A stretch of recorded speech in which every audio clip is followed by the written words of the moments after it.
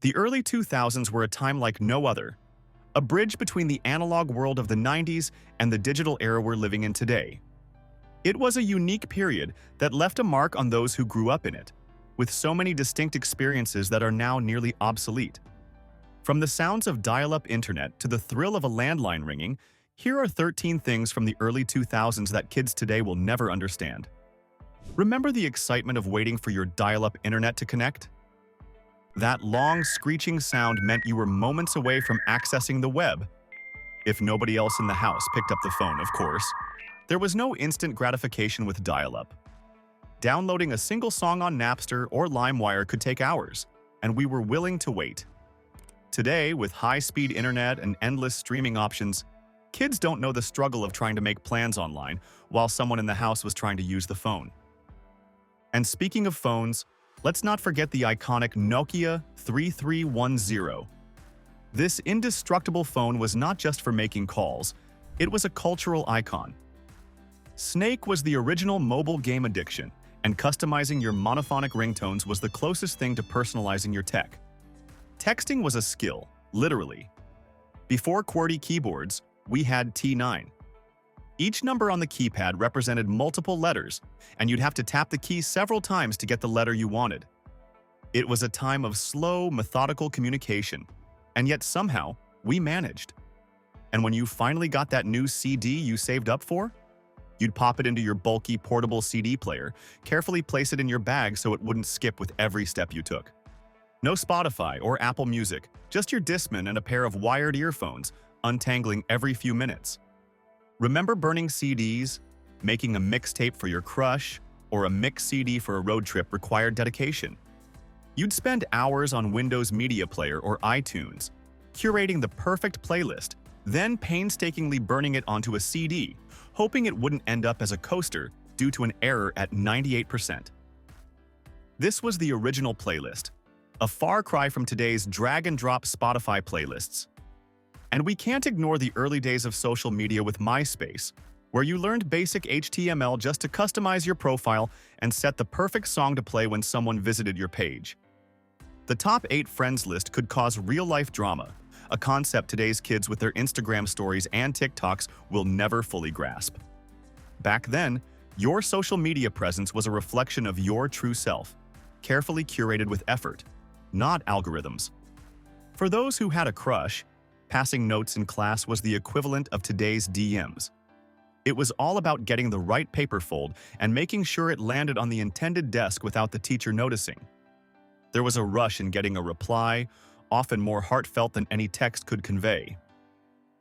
And let's take a moment to remember blockbuster nights. Before Netflix and Disney Plus, picking out a movie was an event. You'd spend what felt like hours browsing the aisles, debating between a classic or the latest release. The smell of popcorn, the bright lights, and the thrill of hoping your top choice wasn't already rented out. This was the early 2000s version of movie night. Getting lost in a world of VHS and DVDs was a simple pleasure today's kids just won't understand. And while today's gaming happens online, back then, it was all about couch co-op and LAN parties. Friends would bring over their PlayStation 2 or Xbox, connect the consoles, and spend hours playing Halo or Tony Hawk's Pro Skater. These weren't just games, they were social events, a reason for friends to gather and spend hours together in the same room. But it wasn't just about tech and entertainment. The fashion of the early 2000s had its own unique quirks. Low-rise jeans, trucker hats, and everything with a bedazzled design were in style. Juicy couture tracksuits were the epitome of fashion for many, a statement that's a far cry from today's minimalist trends. And what about the accessories? Butterfly clips, slap bracelets, and those chunky platform flip-flops. You weren't fully dressed without at least one. School supplies were also a reflection of the times. You were considered the coolest if you had a gel pen collection or a Lisa Frank notebook. Personalizing your school stuff was a way of showing off your personality. Stickers, doodles, and everything in between. And of course, there was the era of the flip phone. Before smartphones became an extension of our arms, the flip phone was king. Flipping it open to answer a call and snapping it shut when you were done had a certain drama that a touchscreen just can't replicate. not to mention the absolute necessity of having a ringtone that stood out from the rest. Finally, let's talk about the music players. The iPod revolution. Having thousands of songs in your pocket was groundbreaking. The click wheel was an innovation that kids today with their voice commands and touch screens would find archaic. But it was a big leap from the CD players and cassette tapes that preceded it. Another classic experience that kids today won't know is the thrill of ringtones and wallpapers from early mobile phones. Remember when getting the perfect ringtone meant texting a code to a special number and waiting for the download link? And don't even get us started on those pixelated wallpapers that seemed so cool back then. Choosing your ringtone and wallpaper was a big deal. It wasn't about high definition or unlimited options, but finding the right combination that made your phone feel uniquely yours. Let's talk about AOL Instant Messenger.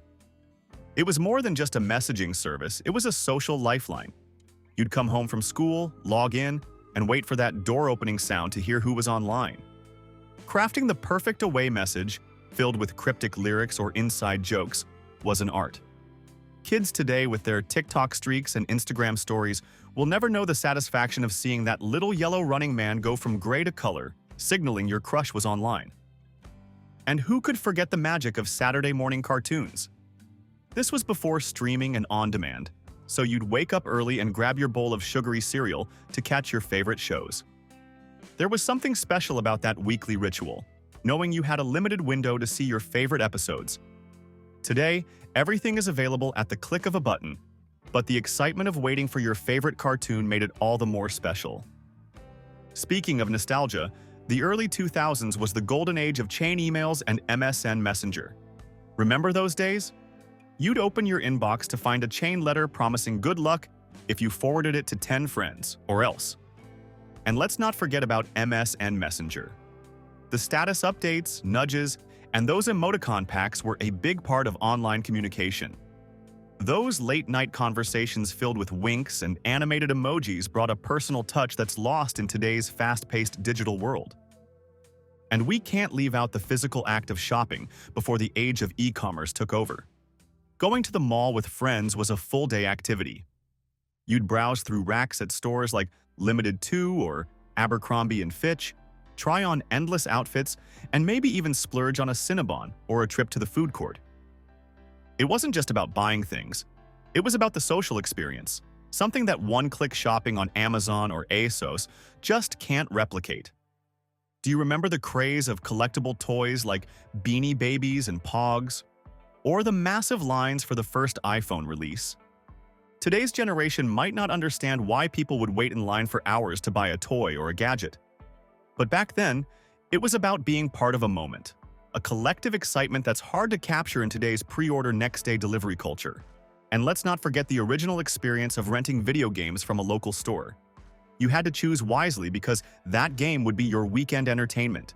Today, kids can download games instantly, but there was a unique thrill in the anticipation and the rush of finally getting that coveted game you'd been waiting to play.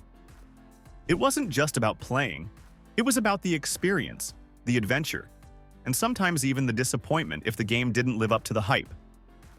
We might have had fewer conveniences, but there was a certain magic in the waiting, the effort, and the anticipation. Those who grew up in the early 2000s experienced a blend of the old and the new, a time when technology was just starting to change the way we live. So much of it is a memory now, but for those who lived it, the nostalgia is real. Did we miss anything from the early 2000s? Let us know in the comments. And if you enjoyed this trip down memory lane, make sure to like and subscribe for more nostalgic content.